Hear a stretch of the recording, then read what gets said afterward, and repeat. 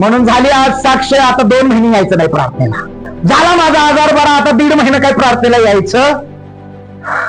Congratulation, 7 या लागलेली आहेत.